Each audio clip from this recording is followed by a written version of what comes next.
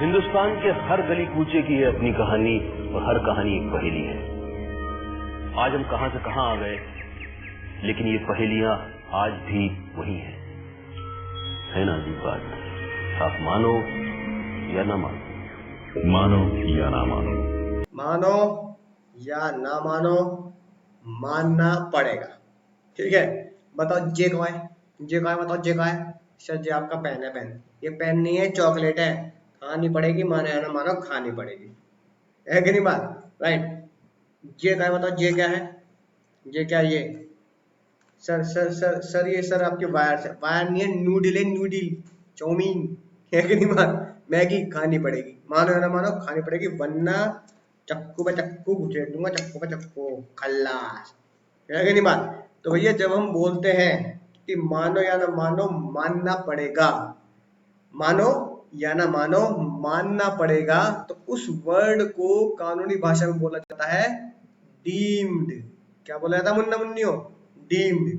Deemed बोले तो मानो या ना मानो, मानना पड़ेगा। डीम्ड बोले तो मानो या ना मानो, मानना पड़ेगा भैया, मानना पड़ेगा, मानना पड़ेगा। ठीक है, मानना पड़ेगा। राइट। अब डीम्ड वर्ड तो सर समझ में आ गया कि जबरदस्ती है। हाँ जी जबरदस्ती है, मानना पड़ेगा। ओनर, ओनर बोले तो भैया मालिक, यानी आपको मानो या ना मानो, जो भी बात इस सेक्शन 27 में लिखी है, हम उसे जबरदस्ती क्या मानेंगे? मानना पड़ेगा कि वो मकान का ओनर है, वो बाबू भैया की तरह मकान का मालिक है, मुन्ना मालिक है। सर जे कहने की जरूरत क्या पड़ेगी? जे कहने की जरूरत क्या पड़ेगी? क्योंकि आज से बहुत साल पहले तुम्हारी तरह ही एक होशियार सिंह था, दिमाग का बहुत ज्यादा तेज, बहुत ही ज्यादा खतरनाक।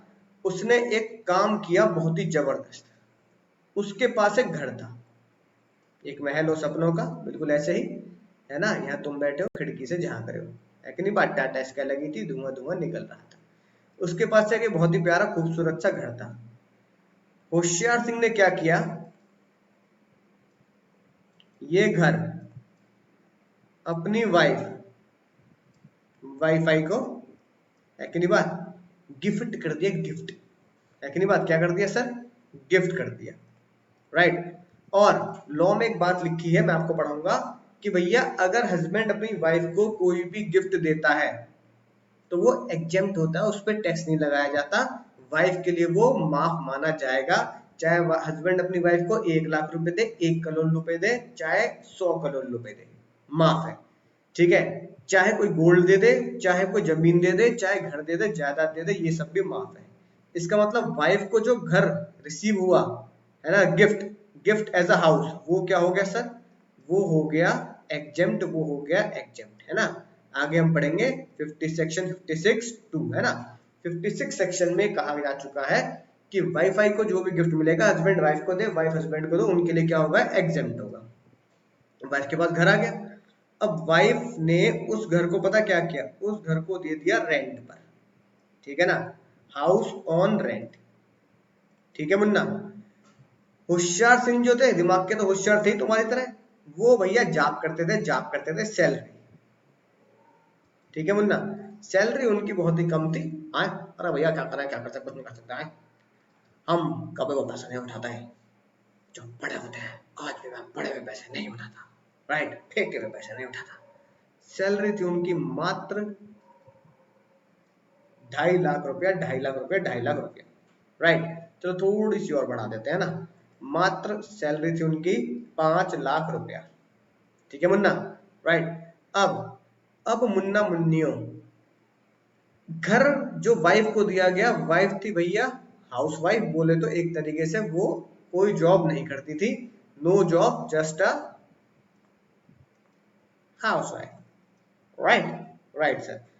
अब भैया हुआ क्या? ये जो रेंट दिया गया, मान लो एक्स को रेंट पे दिया, मिस्टर एक्स, इमरान हाशमी तुम जानते ही हो, उन्होंने वाइफ को रेंट पे करना शुरू कर दिया।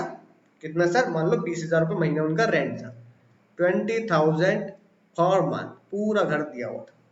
ठीक है? अब मुन्ना सुनना बहुत ध्यान से, बहुत ही चटपटी बात है, चटपटी बिल्कुल, है ना? अब होशियार सिंह का ईयर एंड हुआ, 31 मार्च है, 31 मार्च के बाद उन्होंने अपना लेखा जोखा बनाया। लेखा जोखा बनाना मतलब इनकम टैक्स के रिटर्न भरने का समय आया, उन्होंने बोला भैया सैलरी 5 लाख है ना, हाउस प्रॉपर्टी नील, पीजीबीपी कैपिटल गेन नील, जीटीआई वीटीआई निकाल दी उन्होंने 5 लाख रुपए, ठीक है, मान लो डिडक्शन भी कोई नहीं थी, और अपना मुन्ना एनटीआई पे भैया नेट टोटल इनकम है, टोटल इनकम 5 लाख रुपए, उन्होंने कहा जी जितना सरकार टैक्स बनता है, अरे भैया भाई और जितना टैक्स बनता है बिल्कुल ले लीजिए आए, तो भैया इनकम टैक्स डिपार्टमेंट से उन्होंने बोल दिया जितना टैक्स बनता है भैया उतना हमसे ले लीजिए, हमें कोई दिक्कत वाली बात नहीं, ठीक है मुन्ना। तो भैया अब अगर लपेटे में आए भी, ठीक है, वैसे तो कोई टैक्स के लपेटे में आएंगे ही नहीं, है कि नहीं बात, तो मुन्ना उन्हें पता है कि भैया 2.5 तक तो माफी होता है, 2.5 से 5 इस तरीके से आप टैक्स निकालना जानते हैं, राइट। अब वाइफ कहने लगी मैं भी रिटर्न भरूंगी, मैं भी रिटर्न खेलूंगी, मैं भी रिटर्न भरूंगी इनकम टैक्स की, है ना। हस्बैंड ने कहा भैया क्यों नहीं भैया, है ना, आपकी मर्जी, बिल्कुल भैया, देखिए क्या होगा, salary nil, house property, house property मुन्ना, हाउस प्रॉपर्टी मुन्ना, है कि नहीं बात, कितना आ गया 20,000 इंटू 20,000 इंटू 12 है ना, 2,40,000, राइट। मैं अज्यूम कर रहा हूं कि ये 2,40,000 जो है नेट यानी total income under that house property है, ठीक है, राइट। तो यहाँ पे आ गया तुम्हें समझाने के लिए 2,40,000। अगर एग्जाम में सिर्फ ये लिखा है कि हाउस प्रॉपर्टी है ना या रेंट रिसीव्ड, तो एग्जाम में अगर रेंट रिसीव्ड लिखा है तो उसको जीएवी ग्रॉस मानना है, यानी 30% की रिडक्शन देनी है। मैं हाउस प्रॉपर्टी की यहाँ पे नेट इनकम मान रहा हूँ, फाइनल इनकम मान रहा हूँ तुम्हें समझाने के लिए 2,40,000, ठीक है वरना पीजीपी कैपिटल गेन कुछ भी नहीं, राइट। तो भैया जीटीआई इतनी आ गई, डिडक्शन भी कोई नहीं थी मैडम जी की, तो भैया डिडक्शन हो गई निल, सेक्शन 80 सवाल 80 यू, तो ये हो गया भैया निल, और उनकी एनटीआई हो गई 2,40,000। अब तुम्हें बता भैया आ रहा भैया एग्जाम चलने में तुम्हें पता ही है, तो भैया ये हो गया पूरा का पूरा exact. Hoshiyar Singh happy happy ताली बजाई। संसद भवन में प्लीज म्यूजिक, म्यूजिक किया गया, और होशियार सिंह कह रहे हैं सर सर सर ऐसे क्यों कर रहे हो सर, मुझे घबराहट सी हो रही है, दिल मेरा घबरा घबरा सा रहा है, दिल करे घबराए, ये वाले गाने बज रहे हैं मेरे अंतरात्मा में, है कि नहीं बात, दिल कर रहा है, घबरा रहा है, सब ताली बज रही है, मेरे लिए हुआ क्या।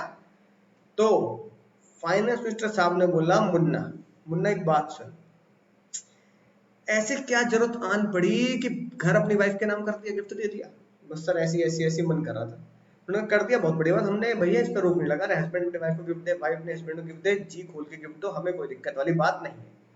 सुन मुन्ना, अगर ये गिफ्ट नहीं किया गया होता तेरे द्वारा, तो मकान तो किराए पे तू देने वाला था ही, इतना तो पक्का है कि मकान खाली है तो किराए पे देने वाला था ही।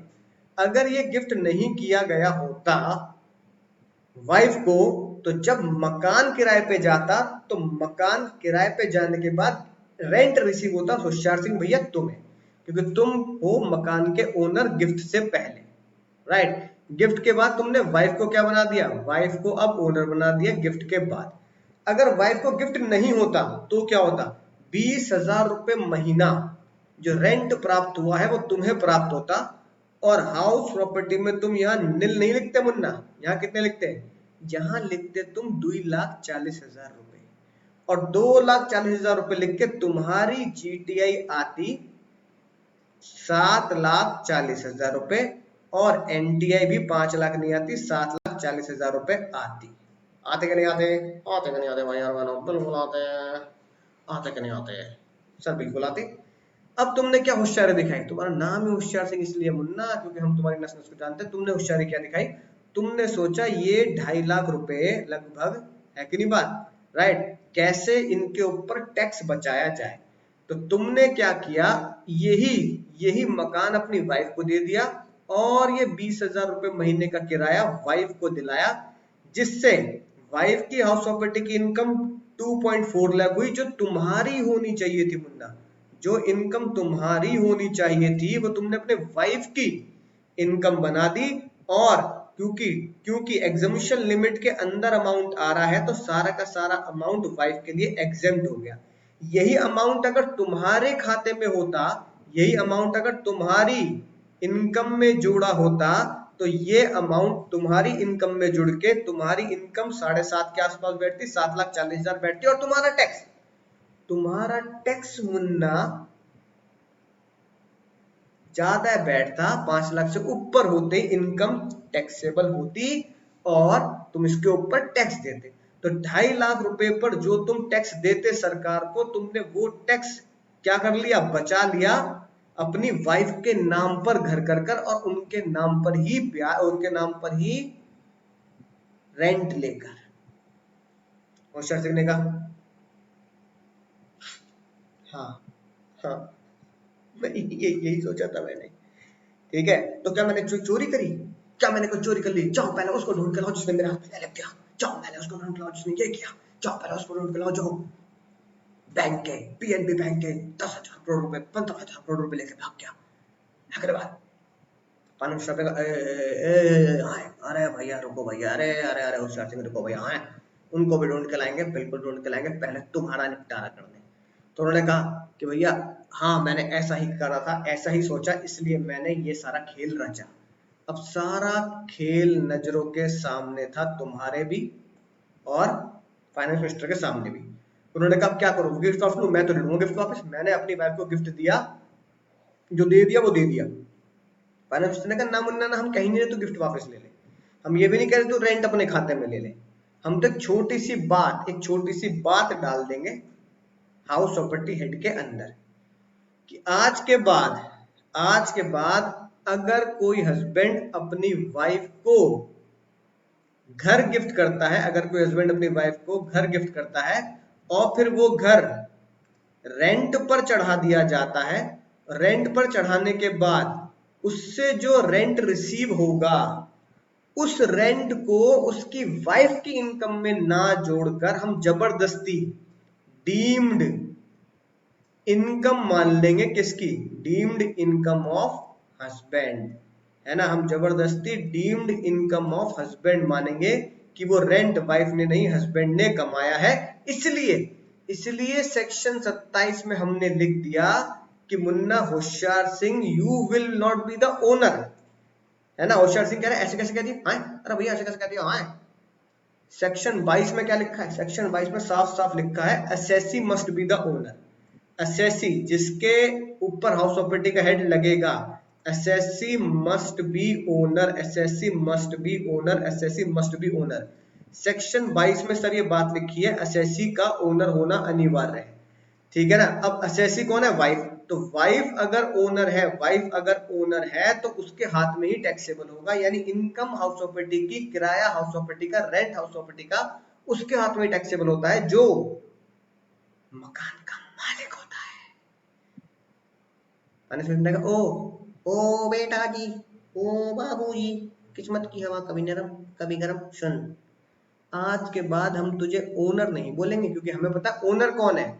ओनर तो वाइफ है ना, ओनर वाइफ है। तुझे हम आज के बाद बोलेंगे मुन्ना डीम्ड ओनर, और जो भी तेरी वाइफ पैसा कमाएगी, रेंट कमाएगी, वो तेरी इनकम में जबरदस्ती जोड़ दिया जाएगा। अब मुन्ना बात आपको समझ में आ चुकी है। वाइफ कौन हुई मुन्ना? देखो क्या है, मैं गोला बना रहा हूं। वाइफ हुई एक्चुअल ओनर, वाइफ हुई एक्चुअल ओनर। हस्बैंड माना गया डीम्ड ओनर, हस्बैंड माना गया डीम्ड ओनर, हस्बैंड माना गया डीम्ड ओनर, राइट। यानी अगर कोई भी असेसी अपनी वाइफ को घर गिफ्ट करता है, वाइफ उस घर को रेंट पर चढ़ा देती है, तो मिलने वाला किराया वाइफ को उसके हस्बैंड की इनकम में जोड़ दिया जाएगा। वाइफ की इनकम हो जाएगी नील, हाउस प्रॉपर्टी वाइफ के यहाँ नील लिखा जाएगा। तो इसका मतलब इस पे लगा लो कांटा, वाइफ के हेड में नील इनकम आएगी हाउस प्रॉपर्टी की, वाइफ के लिए नील इनकम आएगी। और मुन्ना ये होगा असली काम, हाउस प्रॉपर्टी इनकम यहाँ जोड़ दी जाएगी, जीटीए इतनी आएगी, और एनटीआई फाइनली 7,40,000 मानी जाएगी। इस चक्कर में बनाया गया इस शानदार जानदार कॉन्सेप्ट डीम्ड ओनर का, कि मुन्ना गिफ्ट करने वाले को क्या माना गया? डीम्ड ओनर माना गया। सेम बात यहाँ पर अगर मैं वाइफ की जगह मैं बालक डाल दूं, बच्चा डाल दूं, माइनर चाइल्ड, तो यहाँ पर चाइल्ड लिख दो, है ना। अगर किसी बच्चे को गिफ्ट दे दिया उसके पिताजी ने, तो पिताजी तुम्हें पॉकेट मनी देते हैं, है ना, पिताजी पॉकेट मनी देते हैं, देते। तो अगर पिताजी तुम्हें पॉकेट मनी देते हैं तो क्या कभी पॉकेट मनी टैक्सेबल हुई? नहीं हुई। ऐसे ही पॉकेट मनी की जगह अगर पिताजी ने तुम्हें घर गिफ्ट कर दिया, ठीक है, तो सेक्शन 56(2) ये बोलता है कि पिताजी अपने बच्चे को अगर गिफ्ट करेंगे तो बच्चे के लिए एग्जेम्प्ट होगा। है ना।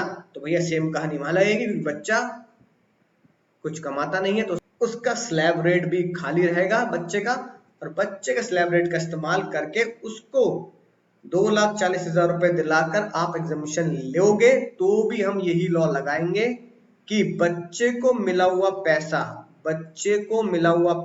2,40,000 रुपए उसके पापा की इनकम में जोड़ी जाएगी, और पापा की इनकम में वो 2,40,000 रुपए ऐड कर दिए जाएंगे, और ऐड करने को बोलते हैं क्लब, जोड़ दिए जाएंगे। तो जोड़ दिए जाने को इनकम टैक्स की भाषा में बोलते हैं क्लब, क्लब कर दिए जाएंगे। ठीक है सर, बात समझ में आ गई सर। सर ये बात कहाँ लिखी है मुन्ना? ये बात लिखी है पहले पॉइंट में जो आप समझ चुके हैं बिना किसी टेंशन के। देखो सर क्या लिखी है बात, in case of transfer to spouse. Spouse बोले तो यहाँ पे मैंने होशियार सिंह ने अपनी वाइफ को दिया, रिवर्स कर दो, वाइफ अगर अपने हस्बैंड को दे और हस्बैंड अगर जॉब नहीं करता है, राइट, ठीक है, और उसका स्लैब रेट खाली है, स्लैब रेट की एग्जम्पशन का फायदा उठाया जा सकता है, तो भी सेम लॉ लगेगा। या फिर भैया माइनर 18 साल से कम बालक को दे दिया, ठीक है ना, not being minor married daughter, यानी कि ये क्लबिंग का प्रोविजन, इसे यानी उसकी इनकम को क्या कर दिया जाएगा, transferor shall be the deemed daughter. Transferor कौन हुआ मुन्ना? ट्रांसफर हुआ मुन्ना, ट्रांसफरर या तो हस्बैंड जिसने गिफ्ट किया है, हमारे केस में हस्बैंड, या पापा जिसने अपने बेटे को गिफ्ट किया। हाँ, पापा की इनकम में क्या कर दिया जाएगा, डीम्ड डॉटर, पापा की इनकम में वो रेंट जोड़ दिया जाएगा, पापा की इनकम में वो रेंट जोड़ दिया जाएगा, हस्बैंड की इनकम में वो रेंट ऐड कर दिया जाएगा। लेकिन मुन्ना अगर मैरिड डॉटर है, माइनर मैरिड डॉटर, हालांकि आजकल तो प्रैक्टिकली पॉसिबल ही नहीं है कि कोई लड़की माइनर और 18 साल से कम उसकी शादी हो जाए, क्योंकि लीगली अलाउड नहीं है, लेकिन लॉ पुराना है तो उसमें लिख रखा है अगर कोई माइनर मैरिड डॉटर है, तो माइनर मैरिड डॉटर को अगर पिताजी ने घर गिफ्ट किया है, तो क्लबिंग के प्रोविजन यानी रेंट को ऐड करने के प्रोविजन, क्लबिंग के प्रोविजन यानी कि रेंट ट्रांसफरर की इनकम में, पिताजी की इनकम में ऐड करने के प्रोविजन नहीं लगेंगे। ठीक है सर, बात समझ में आ चुकी है। प्रैक्टिकली ये बेकार है, not being a minor daughter, practically ये बेकार है, क्योंकि माइनर की शादी होना वैसे तो इलीगल है ना। उम्मीद है बात समझ में आ चुकी होगी सर। पहला पॉइंट बढ़िया तरीके से समझ में आ चुका है, और यही बात आपको मैंने ये इस पिक के थ्रू भी समझाने की कोशिश की है, राइट। अब चलते हैं सर थोड़े से और पिछले जमाने में भैया बहुत साल पहले की बात है, जब रिलायंस के, है ना, फाउंडर धीरू भाई अंबानी क्या थे सर, जीवित थे। ठीक है, धीरू भाई अंबानी जीवित थे, उनके जाते ही दोनों भाई आपस में लड़ लिए कि भैया रिलायंस इंडस्ट्रीज तेरी हो गई, आरकॉम मेरा हो गया, रिलायंस पावर तेरा हो गया, रिलायंस स्मार्ट मेरा हो गया, ऐसे आपस में लड़ लिए भाई। माता जी भी देख रही है उनकी, है ना, माता जी भी देख रही है, कह रही है बताओ क्यों चले गए आप धीरू भाई अंबानी जी, है ना, आपस में दो भाई लड़ लिए। अब ऐसे ही उनका एक बहुत बड़ा विशाल घर था, समझना ध्यान से, ठीक है ना, बहुत बड़ा एक घर था, राइट, शानदार आलीशान, ठीक है। अब भैया उसी में ही बिल्कुल बीच में एक बहुत ही बढ़िया सा, बहुत ही शानदार सा मंदिर बना हुआ था, ठीक है, राइट, मंदिर बना हुआ था, घर का ही मंदिर था, माता जी रोज इसमें यहीं पूजा करती थी। अब पिताजी के जाने के बाद आसमान से बिजली गिरी, एक और बिजली गिरी, यह हुआ क्या, जैसे ही वो बिजली गिरी, है ना, दोनों भाइयों ने कहा भैया घर भी अलग अलग होगा। अब घर भी अगर 50-50 होगा तो बीच में आ गया एकदम मंदिर। अब भैया मंदिर तोड़ने की बात करें कि भैया बीच में मंदिर के दीवार खींच दी जाएगी, मंदिर भी तोड़ के आधा आधा कर दिया जाएगा, तो माता जी आ गई भैया रास्ते में, माता जी लेट गई, ठीक है ना, माता जी बिल्कुल लेट गई। माता जी ने बोला अगर मंदिर टूटा तो भैया मेरी लाश के ऊपर से मंदिर टूटेगा, मेरी लाश के ऊपर से गुजरना पड़ेगा, मैं भी जा रही हूँ धीरू भाई अंबानी जी के पास। दोनों, है ना, मुकेश, है कि नहीं बात, अनिल, दोनों भैया आपस में, है ना, घूर घूर के देख रहे हैं और फिर रोने को तैयार हो रहे। मम्मी कह रही है मुकेश मुकेश ए मुकेश, ले आ बुलडोजर, चढ़ा दे मेरे ऊपर। तो मुकेश ने और अनिल ने ये फैसला किया कि सब कुछ बटेगा, सब कुछ बटेगा, मंदिर ना बटेगा भैया, मंदिर ना बटेगा। मैं बात, सब कुछ बांट दो लेकिन मंदिर नहीं बांटेंगे, मंदिर नहीं तोड़ सकते भैया, माता जी की आस्था है, अब नहीं हो सकता कुछ भी। ठीक है, माता जी को बोल देगा, माता जी ठीक है, जैसे आपकी मर्जी है ना, वैसे आप करो। अब भैया माता जी ने कहा किसके अंडर में कौन इसकी देखरेख करेगा, कौन इसकी सफाई करवाएगा, जन्माष्टमी में कौन है ना पूजा करवाएगा, कौन डेकोरेट करेगा, दिवाली पे कौन लाइट लगाएगा, ये है वो है, राइट। तो मुकेश, मम्मी ने कहा मुकेश के साथ रहूंगी मैं, ठीक है, बड़े वाले के साथ। तो मुकेश जी का ये घर हो गया, अनिल जी का ये घर हो गया, मंदिर की देखरेख मुकेश जी को बना दिया गया, मंदिर को मुकेश जी को बोल दिया गया कि वो मंदिर के मालिक ना हो, क्योंकि बंटवारा तो हुआ ही नहीं, उन्हें होल्डर बोल दिया भैया, आप उसकी क्या है, केयर टेकर है, केयर टेकर है मुकेश जी, आप उसके होल्डर है। अब फॉर एग्जाम्पल इस मंदिर का कोई ओनर ही नहीं है, क्योंकि बंटवारा ही नहीं हुआ, तो पता ही नहीं लगा लीगली, लीगली इसका कोई कागजी बंटवारा नहीं हुआ। अगर कहा जाए लीगली, है ना, कोई पार्टीशन नहीं हुआ, कोई पार्टीशन नहीं हुआ, legally there is no owner, legally कागजों में कोई इसका ओनर नहीं है, ठीक है। कागज में ये लिख दिया गया भैया ये वाला पोर्शन जो है ये मुकेश अंबानी जी का हो गया, ये वाला पोर्शन जो है घर का ये अनिल अंबानी जी का हो गया। मंदिर का किसी ने कोई हिसाब किताब नहीं किया, मंदिरों में, मंदिर के बारे में कागजों में कुछ नहीं लिखा गया, लीगली बंटवारे में, है ना, वकीलों के द्वारा, कोर्ट में द्वारा कुछ भी नहीं लिखा गया, राइट। हाँ, बस ये कह दिया गया कि भैया माता जी जहां रहेंगी वो इसका होल्डर माना जाएगा, माता जी क्योंकि मुकेश जी के साथ रह रही है तो मुकेश जी इसके होल्डर और केयर टेकर माने गए। अब मान लो लीगली कुछ भी नहीं था, तो भैया पंडित जी कहने लगे मुकेश जी आप कहाँ इसकी देखरेख करोगे, मुझे रेंट पे दे दो, मैं मंदिर को चलाऊंगा बहुत बढ़िया तरीके से। तो मान लो इस मंदिर को, है ना, जस्ट फॉर एन एग्जाम्पल आपको समझाने के लिए कह रहा हूँ, रेंट पे चला चला दे दी गई ये बिल्डिंग, है ना, या मंदिर की जगह मान लो कोई मंदिर की जगह गोडाउन होता, है ना, मान लो यहाँ पे गोडाउन होता, इसका बंटवारा नहीं होता, राइट, कोई और बिल्डिंग हो जाती, कोई और कमरा हो जाता, इसका कोई बंटवारा नहीं होता, तो रेंट पे दे दिया। अब रेंट जो है, रेंट जो प्राप्त हो रहा है वो भैया माता जी को प्राप्त हो रहा हो चाहे मुकेश जी को प्राप्त हो रहा हो, राइट। अब मुद्दे की बात यह आई कि जिसको रेंट मिल रहा है वो तो ओनर ही नहीं है, क्योंकि ओनर तो मंदिर का कोई भी नहीं है मुन्ना, there is no owner, there is no owner मुन्ना, देयर इज नो ओनर, कोई ओनर ही नहीं है। तो जो रेंट मिल रहा है वो किसके हाथ में टैक्सेबल करें, क्योंकि सेक्शन 22 क्या बोलता है, सेक्शन 22 ये बोलता है, सेक्शन 22 ये बोलता है जिसको किराया मिलेगा वो असेसी क्या होना चाहिए, वो assessee must be owner, assessee must be owner, assessee owner होना चाहिए मुन्ना। लेकिन यहाँ तो कोई ओनर ही नहीं, क्योंकि लीगली किसी को ओनर बनाया ही नहीं गया, क्योंकि बंटवारे में ये बटा ही नहीं। अब बात पहुंची बहुत दूर तक, इनकम टैक्स डिपार्टमेंट जजों के पास बात पहुंची, जज साहब ने बोला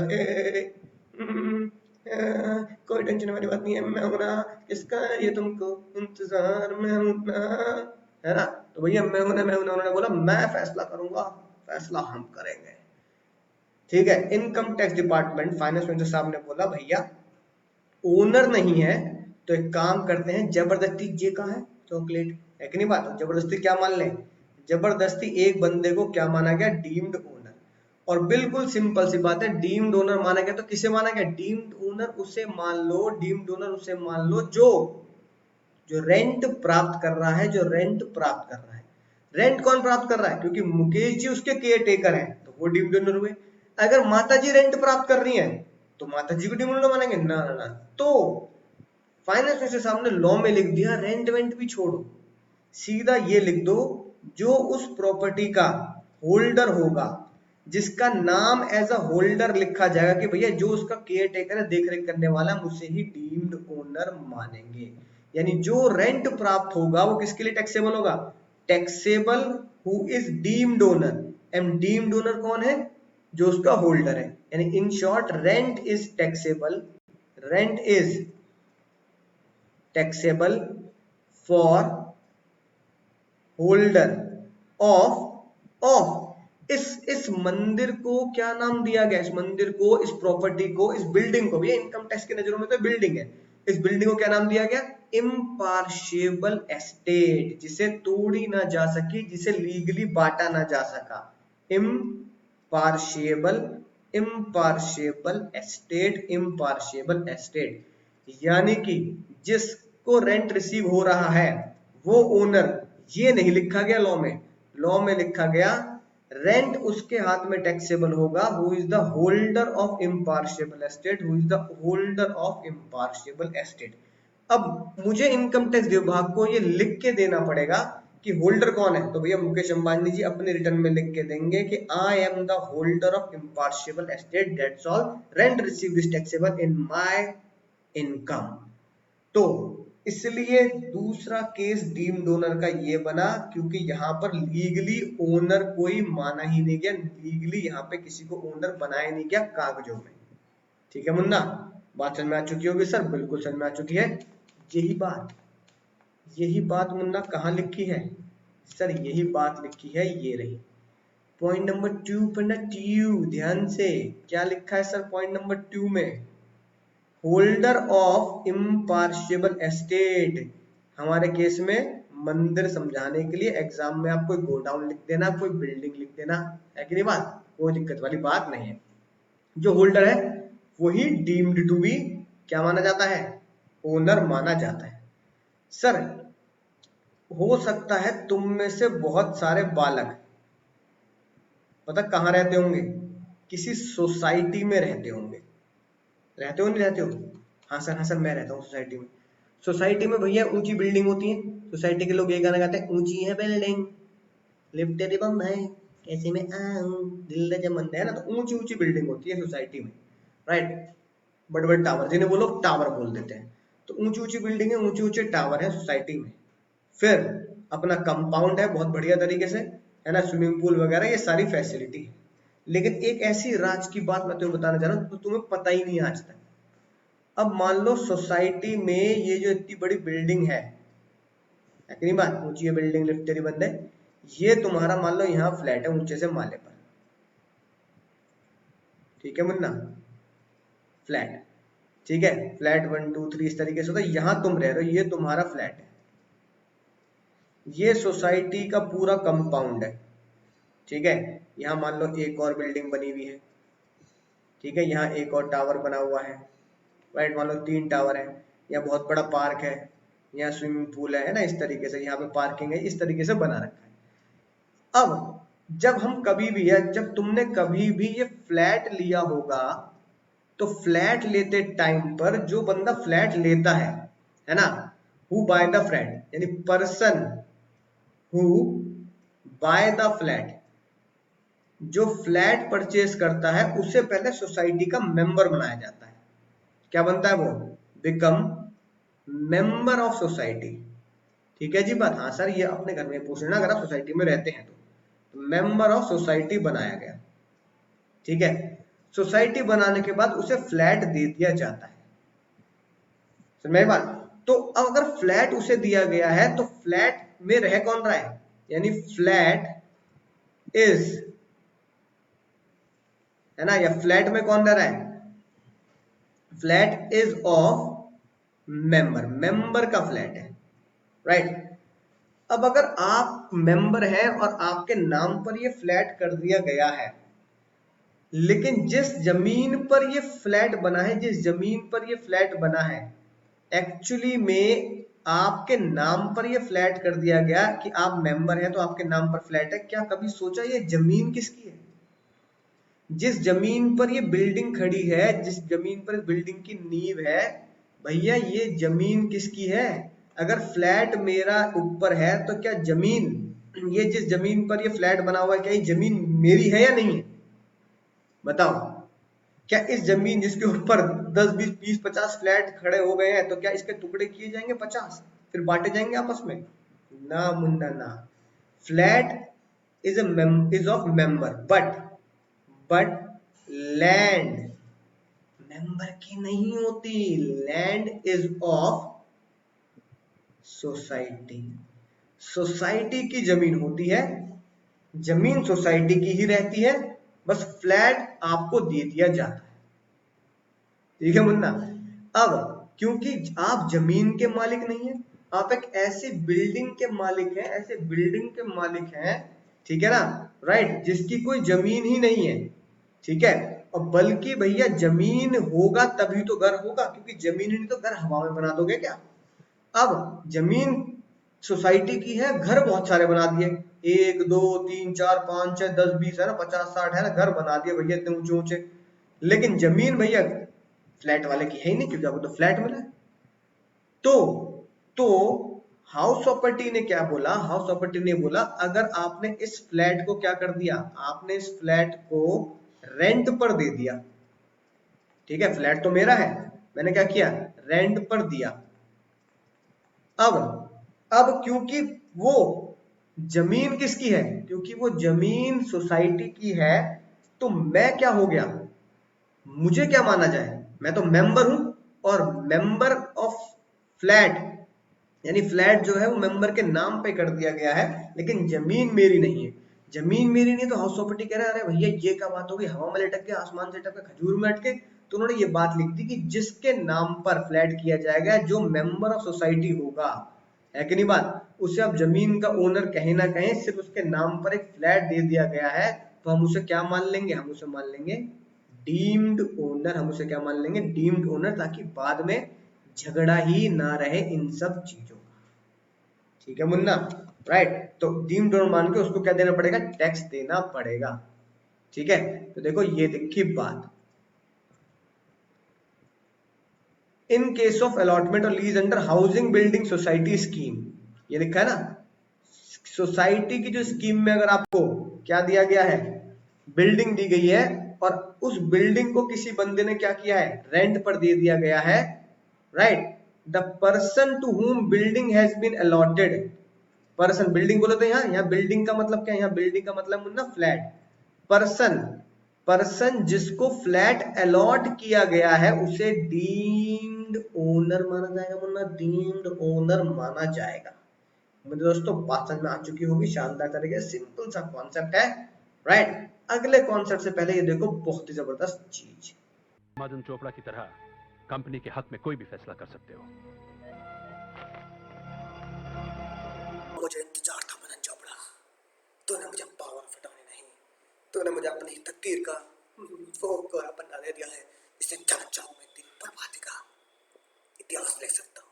जी हाँ दोस्तों, आप समझ चुके हैं अगला कॉन्सेप्ट। भाइयों और बहनों, देवियों सज्जनों, इंडिया में अगर आप किसी को अपनी प्रॉपर्टी ट्रांसफर करते हैं, बोले तो अपनी कोई भी फैक्ट्री बिल्डिंग ट्रांसफर करते हैं, राइट, तो दो तरीके, there are two ways of transfer as per the transfer of property act. ठीक है, एक तरीका क्या है सर, सुनना ध्यान से। पहला तरीका तो ये है कि जो नाम होगा, नेम ऑफ परचेजर, जिसने वो बिल्डिंग खरीदी है, आपने किसी को बिल्डिंग बेची, जिसने वो बिल्डिंग खरीदी है, एंटर कर दिया जाएगा, एंटर इन द रिकॉर्ड्स, ठीक है ना, ऑफ गवर्नमेंट। ठीक है, साथ ही साथ जो सेलर होगा, sellers name is removed, seller का नाम हटा दिया जाएगा। एक तरीका तो ये है, ठीक है सर। दूसरा तरीका क्या है सर, दूसरा तरीका ये है कि अब आप क्या कर सकते हैं, सेलर नेम को हटाया नहीं जाएगा, sellers name is not removed from register of government. ठीक है ना, जिस एरिया में आपकी बिल्डिंग बिक रही है ना, वहां आपकी सरकारी विभाग में से आपका नाम हटाया नहीं जाएगा। बट सेलर क्या करेगा, seller gives all the right seller gives all the right related to property to purchaser, सारे के सारे राइट उसे दे देगा कि जो भी राइट मेरे थे आज के बाद वो सारे राइट किसके हो गए, परचेजर के हो गए। इसी को क्या बोल देते हैं, इसी को बोल देते हैं पावर ऑफ अटॉर्नी, जो शाहरुख खान को दी गई। यानी कि इसका मतलब से क्या मतलब हुआ, इसका मतलब ये हुआ कि शाहरुख खान अब उसके एक तरीके से क्या बन चुके हैं, ओनर ही बन चुके हैं, सारे राइट्स उनके पास है प्रॉपर्टी से लेकर। अब उनके वकील कह रहे हैं विकी सर आप गलत कर रहे हैं, अगली बात मैं जानता हूं मैं क्या कर रहा हूं, राइट। तो भैया शाहरुख खान ने क्या किया इस मूवी में आगे, उसने सारे के सारे पेपर, जैसा आपने देखा सारे के सारे पेपर पावर ऑफ अटॉर्नी निकाली और सारी की सारी बिल्डिंग्स के ऊपर ये लिखा कि ऑल द बिल्डिंग्स बिजनेस है ना property is of Shahrukh Khan, right. और फिर सुनना ध्यान से, यहां पर साइन कर दिया अपने। अब क्योंकि power of attorney Shahrukh Khan को दे दी गई तो ये माना जाएगा कि शाहरुख खान ही क्या है, ओनर है। ये साइन जो शाहरुख खान के, साइन किसके है, साइन किसके, मदन चोपड़ा, तूने अपनी बर्बादी का वो कागज में दे दिया कि ये साइन किसके माने गए, मदन चोपड़ा के माने गए, मदन चोपड़ा के माने गए। अब क्योंकि शाहरुख खान एक्चुअल में ओनर है नहीं, शाहरुख खान एक्चुअल में ओनर है नहीं, लेकिन उन्हें ओनर जैसा बना के चले गए मदन चोपड़ा। भैया शाहरुख खान ओनर नहीं है, पर शाहरुख खान को ओनर जैसा बना के चले गए मदन चोपड़ा, राइट। कि मदन चोपड़ा के साइन नहीं होंगे, शाहरुख खान के साइन होंगे, तो शाहरुख खान के साइन ही मदन चोपड़ा के साइन माने जाएंगे। अब ट्रांसफर ऑफ प्रॉपर्टी एक्ट ने बोल दिया कि भैया शाहरुख खान क्या हो गए, एक तरीके से मदन चोपड़ा के रिप्लेसमेंट में आ गए। अब शाहरुख खान ने वो बिल्डिंग अपने नाम करने के बजाय वो बिल्डिंग दे दी रेंट पर, है ना। अब अपने हाउस प्रॉपर्टी पे आते हैं, बिल्डिंग किस पर दे दी, बिल्डिंग दे दी रेंट पर।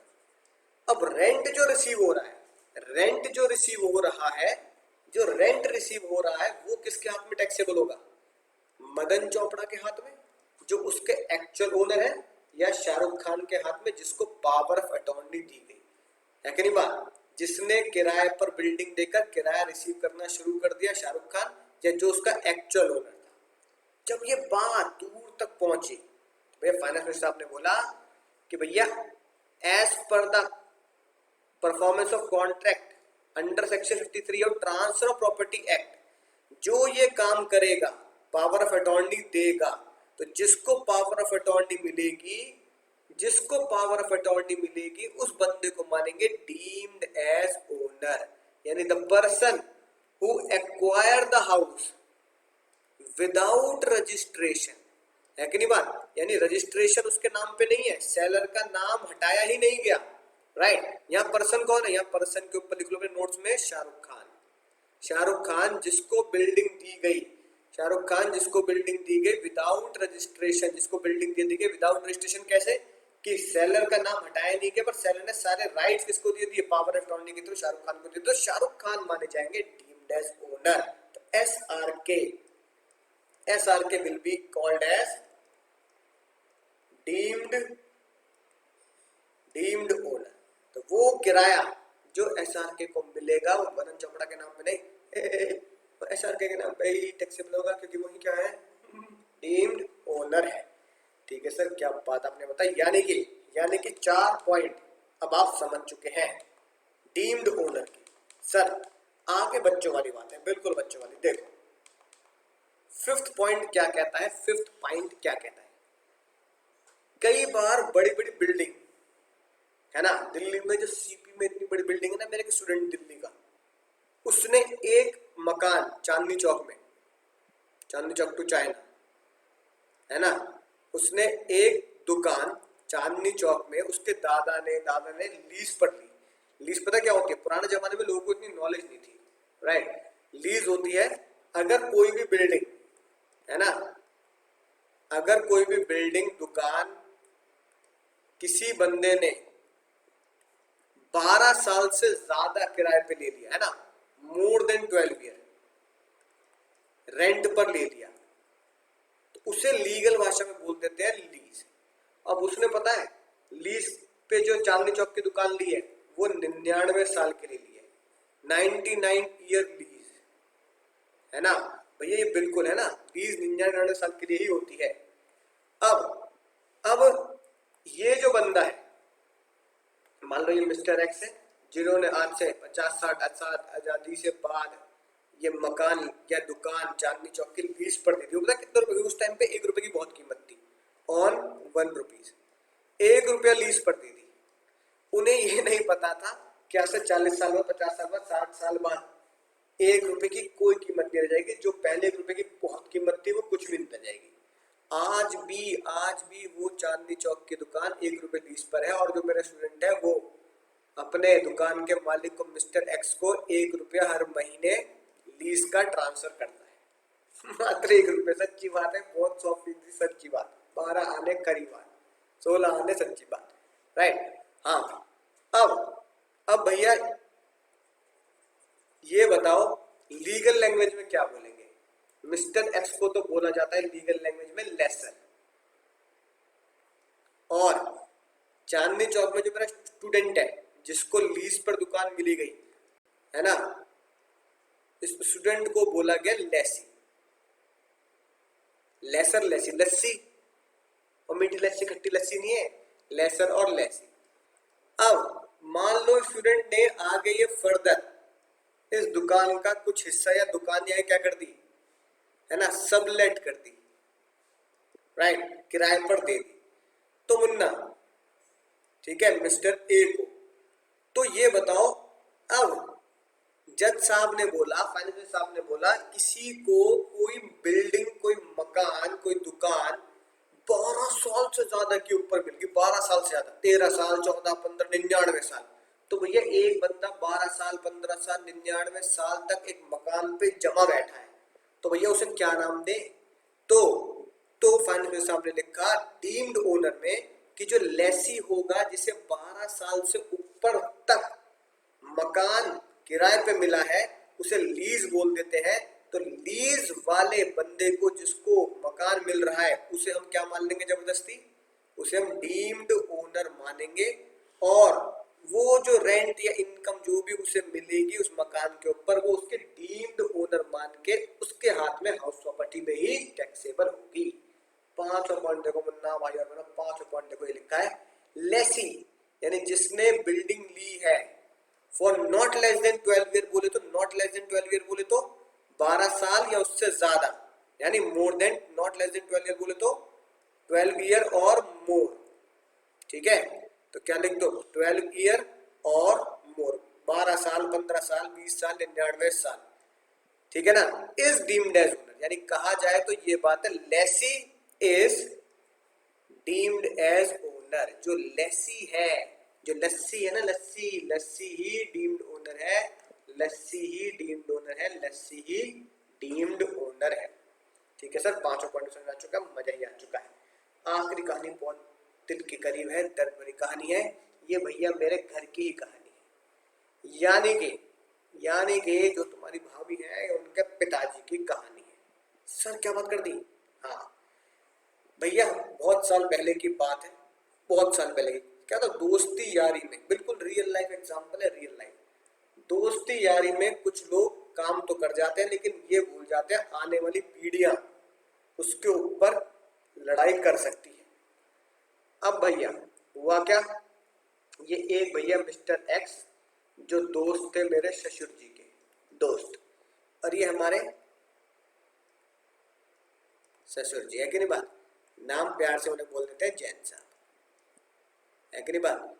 राइट, घर में भी उसे उन्हें हम जैन साहब ही बोलते हैं। तो भैया घनिष्ठ मित्र फैसला क्या किया कि भैया एक बिल्डिंग जिसमें वो काम करते हैं, उनका वुडन है ना, जैन साहब का वुडन बिजनेस है, जिस बिल्डिंग में वो वुडन का काम करते हैं, उन्होंने वो बिल्डिंग अपने दोस्त से परचेज कर ली। रियल लाइफ कहानी है, परचेज कर ली, बाय, ठीक है, राइट। और भैया दोस्ती यारी में जितने पैसे बनते थे वो पैसा भी ससुर जी ने दे दिया। कुछ दिनों के बाद ससुर जी ने बोला चढ़ जाए, है कि नहीं बात? कि भैया पैसे वैसे हो गए, बिल्डिंग विल्डिंग ले ले, भैया लिखा पढ़ी का काम करते थे, लिखा पढ़त करते थे, यानी कि रजिस्ट्री वगैरह रिटन कॉन्ट्रैक्ट हो जाए तो भैया तसल्ली रहेगी, हाँ भैया बिल्डिंग मेरी हो गई। जैसे ये बात दोस्त ने सुनी, दोस्त ने बोला क्या बोला, क्या बोल दिया ये, आज दोस्ती में इतनी छोटी बात कर दी, हम आपस में अब रजिस्ट्री खेलते पे क्या फायदा दोस्ती का। जुबान दे दी, जुबान, एक बार जुबान दे दी फिर मैं अपने आप की नहीं सुनता। भैया ससुर जी ने बोला ठीक है भाई ठीक है, गुस्सा मत हो। ससुर जी ने आगे फिर आज तक कुछ नहीं बोला। अब असली कहानी शुरू हुई। अब ये जो बिल्डिंग है, ठीक है, राइट, कायदे में देखा है ससुर जी खरीद चुके हैं। अब दोस्त है ना, ससुर जी तो जीवित है, दोस्त भैया राइट अल्लाह को प्यारे हो गए। जो दोस्त के बच्चे थे उनके मन में लालच आया, उन्होंने बोला कि ये बिल्डिंग जो पिताजी ने तुम्हें इस्तेमाल करने के लिए दे रखी है ना जैन साहब, ये बिल्डिंग अब खाली कर दो, ये हम लेंगे, हम यहाँ पे बिजनेस करेंगे। अब जैन साहब कह रहे क्या बोल दिया, दोस्त के जाते ही रंग दिखाने शुरू कर दिए। जैन साहब ने कहा खाली नहीं करूंगा, नहीं करूंगा, बिल्कुल खाली नहीं करूंगा, ये मैंने परचेज किया, इसके पैसे मैंने दिए, मैंने परचेज की थी।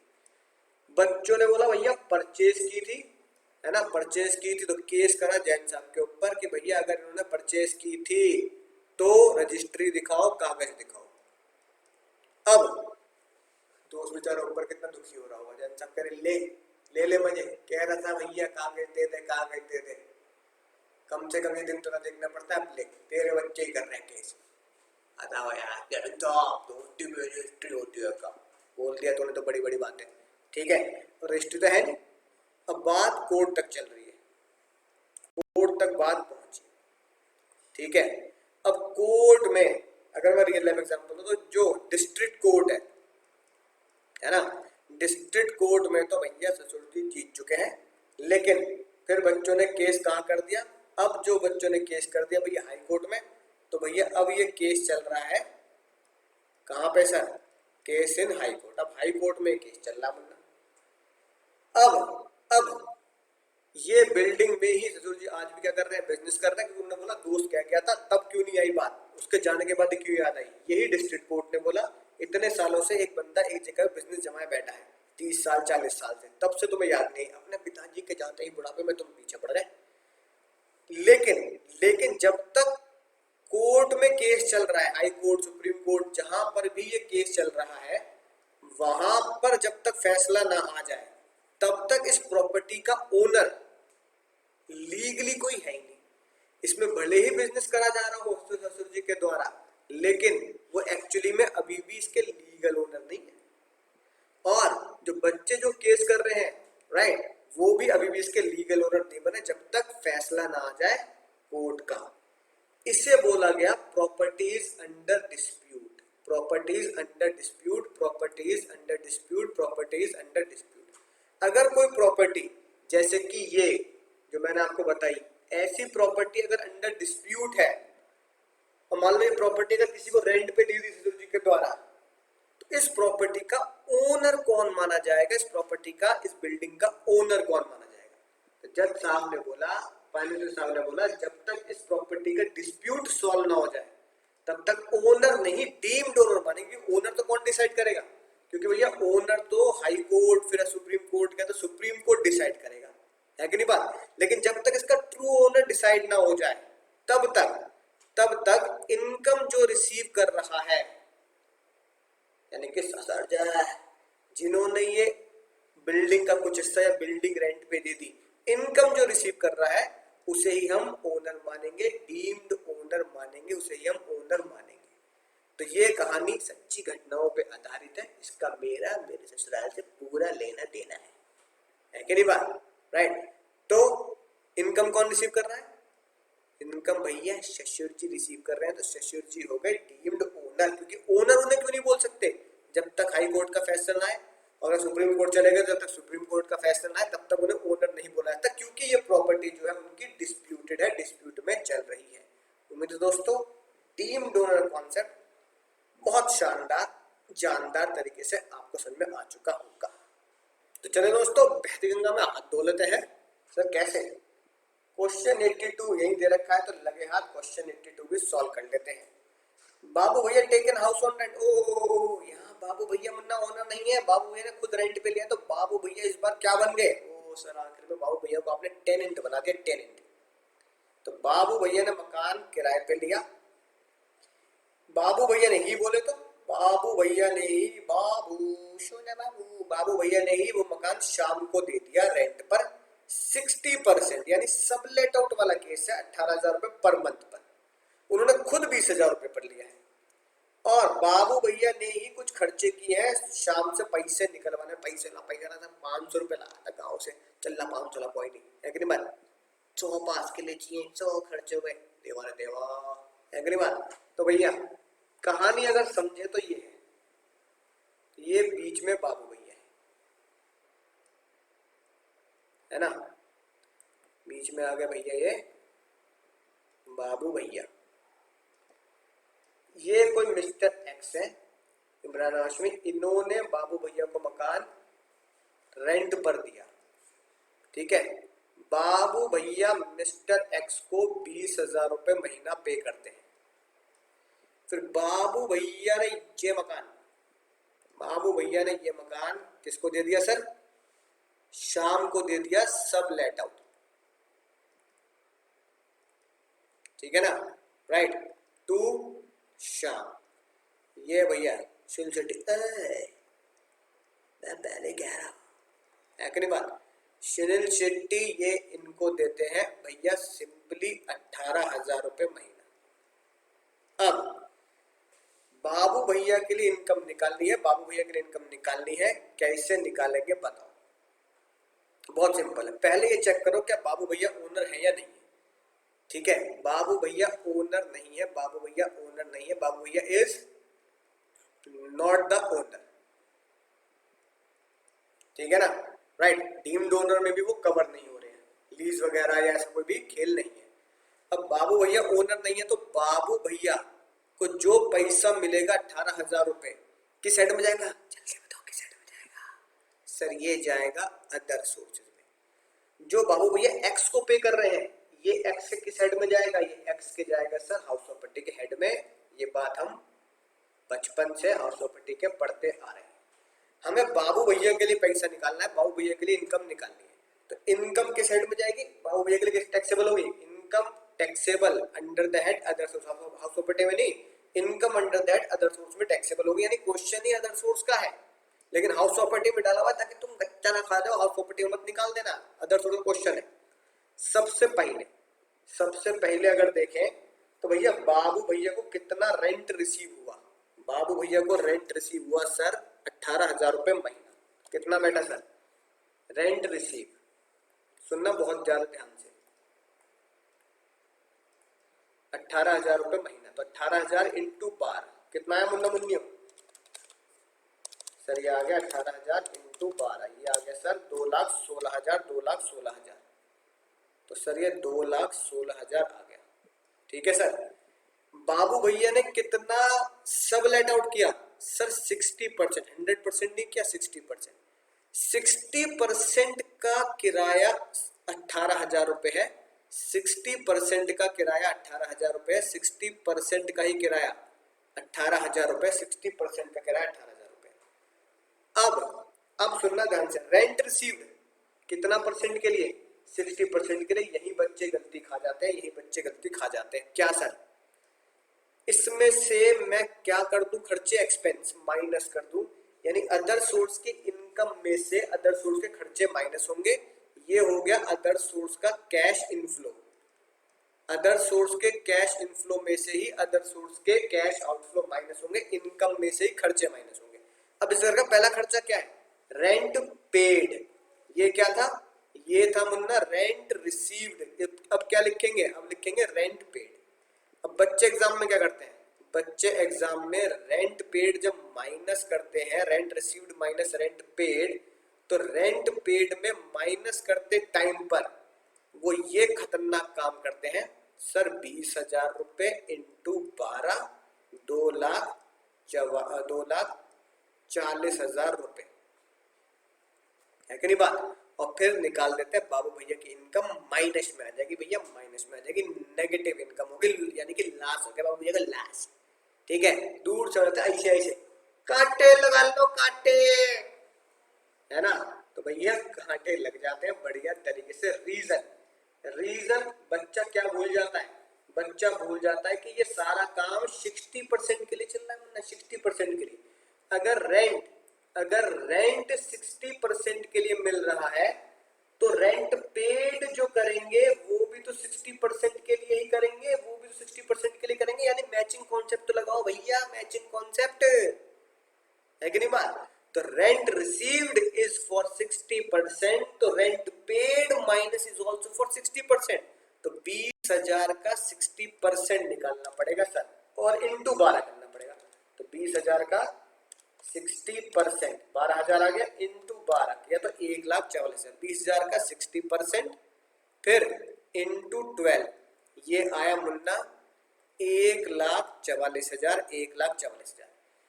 फिर क्या माइनस किया, फिर बाबू भैया ने कहा भैया मैंने साथ में 600 रुपए पर मंथ कलेक्शन चार्जेस भी दिए। अब बच्चा अगली गलती क्या करता है, वो कहता है सर ये भी 60% है, तो कलेक्शन चार्जेस भी जो लेस करूंगा, कलेक्शन चार्जेस भी जो माइनस करूंगा ना, वो भी 600 का 60% कर दूंगा। अरे भैया इतने बड़े हो गए, थोड़ी अकल लगा लोगे कि ना लगा लोगे। ठीक है, क्या लिखा है, 600 रुपए पर मंथ है कलेक्शन चार्जेस, 600 रुपए पर मंथ है कलेक्शन चार्जेस शाम से, है ना। शाम से जब वो कलेक्ट करते थे पैसा तो 600 रुपए का खर्चा आ जाता। तो शाम अगर 60% मकान किराए पे लिए बैठा है तो वो 60% के लिए ही तो कलेक्शन चार्ज कर रहे हैं। वो जो कलेक्शन चार्जेस हो रहे हैं 60%, 600 रुपए जो कलेक्शन चार्ज हो रहे हैं 600 रुपए, ये भैया शाम से हो रहे, तो शाम तो 60% के लिए ही तो कलेक्शन चार्जेस का खर्चा करवा रहा है उनसे, तो ये ऑलरेडी 60% के लिए हुआ। तो कलेक्शन चार्जेस क्या होंगे, उसे 60 से मल्टीप्लाई मत करते ना, 600 इंटू 12, तो ये आएगा सर 7200। मुन्ना फाइनली आंसर क्या बना सर, फाइनली आंसर बना 21,600 इस बाबू भैया इनकम। ये बाबू भैया की इनकम होगी, कैश इनफ्लो हो गया। ये दोनों रेंट पेड और कलेक्शन चार्जेस इज एक्सपेंसेस बोले तो कैश आउटफ्लो। और फाइनली माइनस करके जो वैल्यू आई 64,800, ये हो गया टैक्सेबल इनकम फॉर बाबू भैया। टैक्सेबल इनकम फॉर बाबू भैया वो भी किस साइड में, क्योंकि बाबू भैया ओनर नहीं है। टैक्सेबल इनकम फॉर बाबू भैया, बाबू ओ सोना बाबू, मेरे सोना बाबू ने खाना खाया है कि नहीं, बात वही वाली बात। टैक्सेबल इनकम फॉर बाबू भैया वो भी किस साइड में, अदर सोर्सेज में मुन्ना, अदर सोर्स में। इनकम टैक्सेबल फॉर बाबू भैया under the head other sources 64,800। तो ये क्वेश्चन था आपका एक और सब लेट आउट के बारे में, सब लेट के बारे में। तो मेरे दोस्तों बात समझ आ चुकी होगी, क्वेश्चन भी समझ आ चुका होगा, डीम्ड ओनर भी समझ आ चुका होगा, हाउस प्रॉपर्टी भी समझ आ चुका होगा। तो बस करना क्या है, क्वेश्चन टू क्वेश्चन, जैसे मैंने कहा इनकम टैक्स का नाम ही क्या है, practice practice practice practice practice.